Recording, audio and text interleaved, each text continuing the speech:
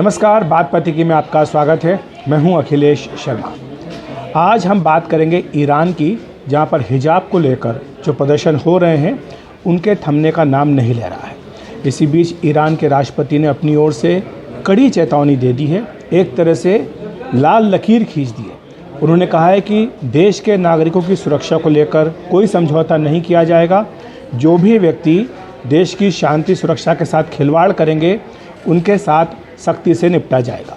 वैसे तो ईरान के राष्ट्रपति की ये चेतावनी इतने समय बाद आई है, लेकिन 16 तारीख को जब महासा अमीनी उनकी मृत्यु हुई, जो कि हिजाब पहनने के आदेश के खिलाफ विरोध प्रदर्शन कर रही थी, और उनकी मृत्यु के बारे में कई तरह के तथ्य सामने आए हैं। सरकार का दावा है कि उनकी मृत्यु चोट लगने से, सिर पर चोट लगने से हुई, लेकिन उनके समर्थकों का कहना है कि उन्हें पुलिस की यातना के कारण जान गंवानी पड़ी। और इसी के बाद से देश भर में जो प्रदर्शन हैं वो लगातार बढ़ रहे हैं। 60 से भी ज़्यादा शहरों में ये प्रदर्शन हो चुके हैं और लगातार हो रहे हैं। हज़ारों लोगों को इसमें हिरासत में लिया गया है। अभी तक का जो आकलन है उसके मुताबिक कम से कम 70 लोगों की जान देश भर में इन विरोध प्रदर्शनों के चलते गई है। महिलाएं वहां पर सड़कों पर निकलकर विरोध प्रदर्शन कर रही हैं, अपने हिजाब उतार करके उन्हें जला रही हैं और साथ ही विरोध के स्वरूप में अपने बाल भी काट रही हैं। और इन सब के बाद अब जाकर के ईरान के राष्ट्रपति ने टेलीविज़न पर आकर कहा है कि एक लाल लकीर में खींच रहा हूँ।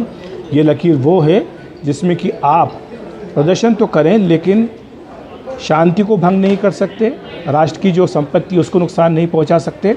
उन्होंने साफ कहा कि प्रदर्शन में और दंगों में फ़र्क होना चाहिए और यही फ़र्क इस लाल लकीर का है। लेकिन चिंता की बात यह है कि ये एक ऐसा मुद्दा है जिसको लेकर कि वहाँ की महिलाएं सामने आई हैं और उन्हें जिस तरह का दुनिया भर में समर्थन मिल रहा है उसको जिस तरह से कुचला जा रहा है, वो चिंता की बात साफ तौर पर दिखाई दे रही है कि महिलाएं इस पूरे आंदोलन का चेहरा बन करके निकली हैं। उन्हें पीछे से जिसका भी समर्थन हो, लेकिन वो अपनी आवाज़ बुलंद करना चाहती हैं इस सरकारी कानून के खिलाफ जिसमें हिजाब को अनिवार्य बताया गया है। और यही कारण है इस पूरे विरोध प्रदर्शन का।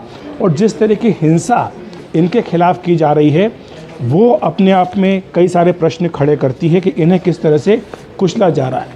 कुछ महिलाओं ने अपनी BBC से बातचीत में कहा है कि किस तरह के कड़वे अनुभवों को उन्हें झेलना पड़ा है।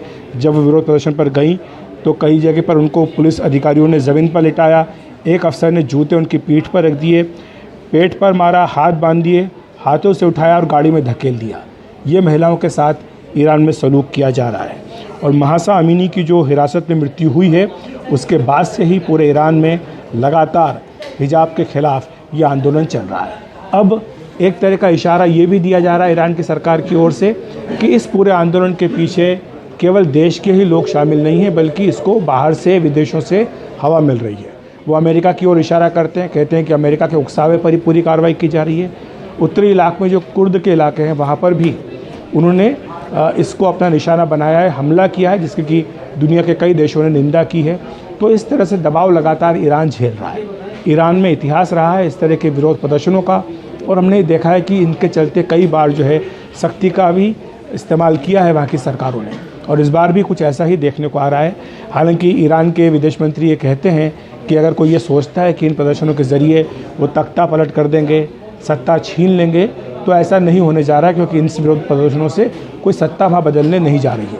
लेकिन फिर भी ये जो प्रदर्शन हो रहे हैं ये लगातार थम नहीं रहे हैं और लगातार बढ़ रहे हैं, और इनकी अगुवाई जो है वो मुख्य तौर पर महिलाएं ही पूरे ईरान में कर रही हैं। और हिजाब कानून जो है इसके खिलाफ आज नहीं बल्कि पहले भी कई बार आवाज़ें ईरान में उठती आई हैं, लेकिन अब इनको सख्ती से कुचला जा रहा है। पूरे देश में इंटरनेट सेवाओं को रोक दिया गया है, और जो वीडियो हैं उनके गिरफ्तारी की वो कई जगह पर इसके बावजूद भी सामने आ रहे हैं। इसमें ये भी बात कही जा रही है कि किस तरह से जो हिंसा है वो लगातार बढ़ रही है, और ये हिंसा ख़ास तौर से महिला प्रदर्शनकारियों के खिलाफ हो रही है। उन्हें जान से मारने से लेकर के उनका बलात्कार तक करने की धमकियाँ दी जा रही है। इस तरह के आरोप वहाँ पर प्रदर्शनकारियों की ओर से लगाए जा रहे हैं जिन्हें की हिरासत में लिया गया है। तो कुल मिलाकर के ये एक ऐसा विरोध प्रदर्शन है जो काफ़ी बड़ा रूप ले चुका है, और निश्चित तौर पर आने वाले दिनों में इसके कई राष्ट्रीय और अंतर्राष्ट्रीय परिणाम भी ईरान को हो सकता है कि देखने को मिले। बात पते की में इतना ही।